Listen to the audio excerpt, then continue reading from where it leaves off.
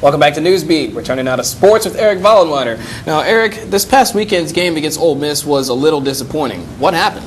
Hey, that's the real question right now. Really just a big-time coaching gaffe by the LSU Tigers, and it cost them the game. I wish you had more time. These 6 words were spoken by Denzel Washington in the movie Man on Fire. If Mr. Washington was on the sideline in Oxford, he would have turned to LSU coach Les Miles and said something along the same lines. The Tigers ran out of time and dropped the game to Ole Miss 25-23. We have no video, but I'm pretty sure that unless you live under a rock, you've seen the clips of the pathetic clock management by Les Miles and his staff. Here's Miles trying to explain the confusion late in the game. At that point in time, with 1 second to go on the clock, the opportunity for that team to win, I had lost that opportunity for the team there by squandering seconds. Miles also addressed the YouTube video of him signaling for Jordan Jefferson to spike the football. Miles said that he was not signaling to spike the ball, but that he was trying to communicate to the refs that Terrence Tolliver was down on the previous play. Now moving on to a brighter future, LSU unveiled their Nike Pro Combat uniforms yesterday. The jerseys, being modeled by Charles Scott and Richard Murphy, will be worn by the Tigers against Arkansas this weekend. The Tigers jerseys are state-of-the-art, but the helmets are a throwback to the 1940s when the Tigers wore true gold on their helmets. LSU players, they're excited about their new attire. I think they're going to like them. Like I said earlier, there's a lot of swag to it, and our team, loves it. We're a team with a lot of confidence, and I mean, we like to play good, and we like to look good while we're doing this. LSU is one of 10 schools around the country to wear the new Nike uniforms. Florida is the only other school in the SEC participating.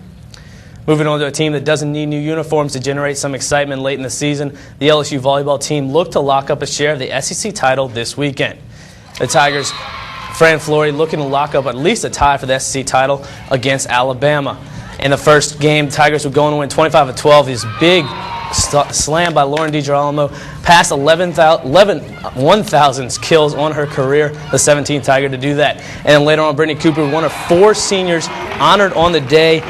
Brittany Cooper, Sam Davis, Lauren DiGirolamo, and Maria Skinner all leaving the Tigers, and the Tigers will wrap up their regular season on Friday against Conference USA champion Rice. And the LSU women's basketball team looked to keep beating up on in-state opponents when they welcomed in Nicholls State. The game was all about number 23, Allison Hightower. She scored 15 points on the night, this beautiful left-handed layup, moving her past the 1,000-point mark in her career. 28th Tiger to reach that point, first since Kiana Chaney in 2008.